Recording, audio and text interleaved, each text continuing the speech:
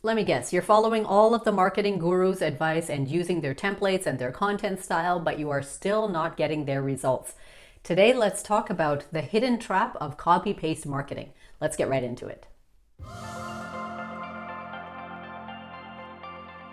If you're new here, my name is Liz and I help coaches and consultants add video to their business.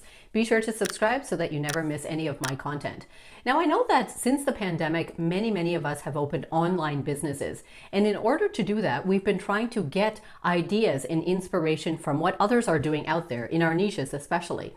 So this has actually created a terrible problem of so many people looking like copycats of each other. Even if we have certain mentors or gurus that we are following, in the end, we might subconsciously end up taking and copying a lot of the things that they're doing. And then the next problem is that we wonder how come we're not getting the same results as them, even though we seem to be doing everything exactly like they are.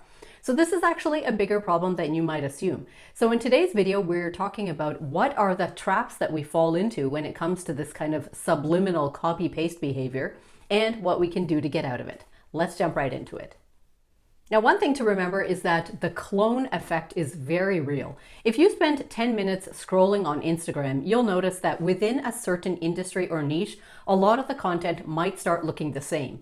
The few things that are actually stopping your scroll are the things that don't look the same, the things that look a little bit different. Either the people that are showing up on camera are showing up differently, or the branding looks a little different, or the messaging is different. So if you yourself as a consumer find that the only things that stop your scroll are things that are a little different, then why in the world would you want to be copying what other people are doing? Consider what your own Instagram feed looks like, or what your videos look like. Ask yourself some really tough and honest questions. Did you actually borrow that style or that look and feel from some other bigger person in your industry? You could have done this completely innocently, just from having consumed their content. It might have kind of bled into your own mind. But consider that many people are also doing the same thing. Lots and lots of people that you don't know about could be borrowing little bits and pieces from some of the bigger names in that industry. So this is how you all kind of become clones of each other. Instead of that, really make note to yourself of some of the accounts that appeal to you and what is so different about them. Maybe the business owner is simply showing up in a different way. Maybe they are talking about things that other people don't talk about. Maybe they have their own type of branding that doesn't really look copy and paste. Maybe nothing looks like a template and it all looks like original content. There must be a couple things there that are actually provoking your curiosity about those accounts. So really hone down on what that is. Now, we're not honing down so that we can now copy that stuff. We're honing down so that you can realize and understand for yourself that standing out is actually the way that you are going to get more attention in your market. The next thing to consider is personal brand depth. Imagine that somebody on Etsy sells a package of Instagram templates, and then you love those templates and you go and buy them and use them and you have zero success with them. It's not because the templates don't work. It's because the depth of your personal brand has to shine through your templates. This is going to be the same no matter what you do. You might have a mentor or someone whose offer you have purchased online, and they might include some content stuff, like maybe some content prompts or some hooks or some templates or some branding or Canva stuff. You might use all of that and then think, okay, great, now I'm going to have the same success as them. Not necessarily. They have just given you a starting point, but that is meant to be supplemented with your personal brand. If you simply take what someone else has given you and then just copy and paste your way through it, your brand is still not coming through. Remember that the way that you show up in your industry is what is going to make the biggest difference.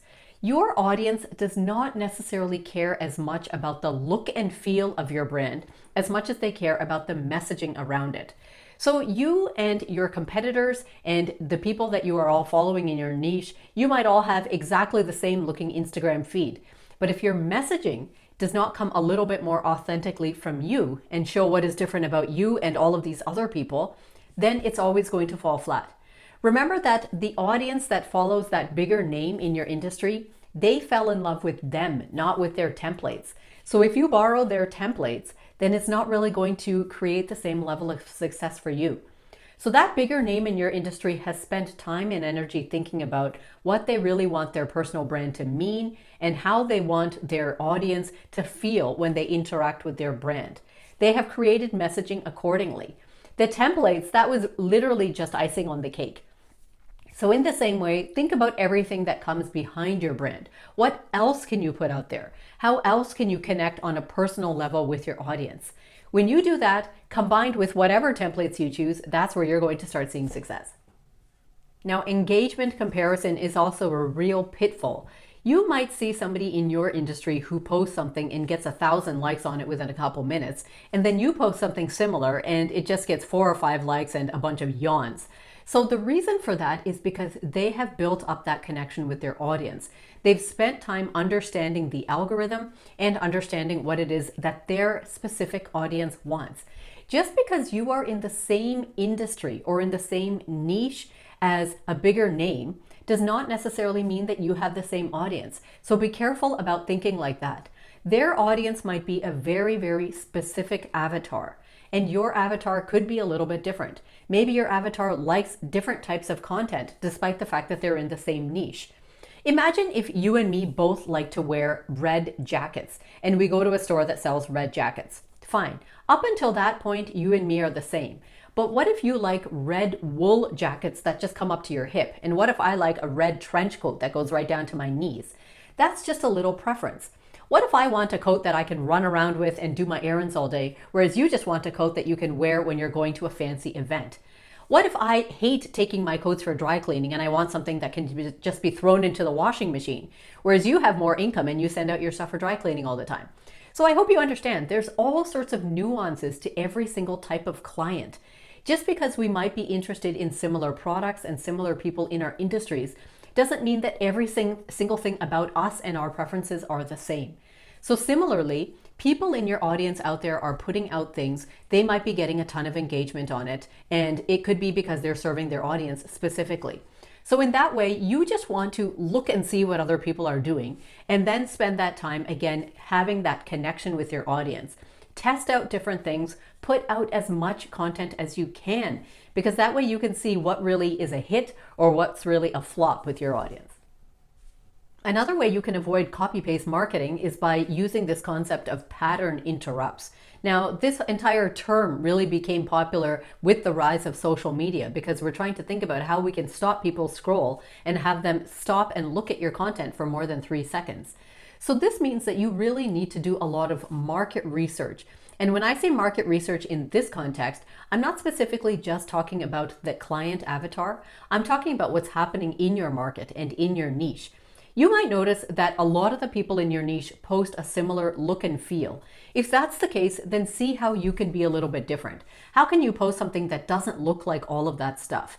If you notice that most of the videos in your niche are quite polished productions, then see how you can show up differently. Maybe you can literally just press record and talk to the camera, or you can do some type of whiteboard or green screen work.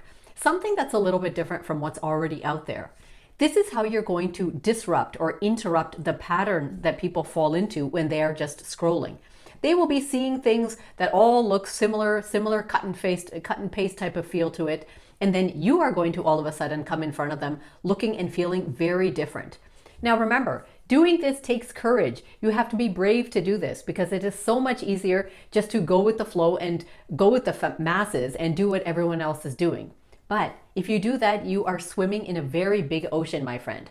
On the other hand, just be willing to be yourself. Take that coat of wanting to blend in off and just try to find different ways that you can just show yourself authentically so that you will obviously end up standing out from everyone else in your industry then. So the days of copying people and hoping for the same results are long, long gone, my friend. At this point, your only hope of actually winning your market share back and standing out and looking a little bit different is to invest time in building the brand and less time playing with the things like Canva and templates and all of that stuff. Instead, what I recommend you do is when the bigger names in your industry put out offers like that, like buy my hooks or buy my templates, go ahead and buy them if you want. But use them as a springboard for your own authentic content. Use them so that you can actually find ways to show up differently, even though they've given you a shortcut by doing a little bit of the initial work for you. So if you like this video, I hope that you will give it a like, share it off with one of your friends. Don't forget to subscribe, because every single week I bring you a new video teaching you how you can add video to your business. So until next time, take care.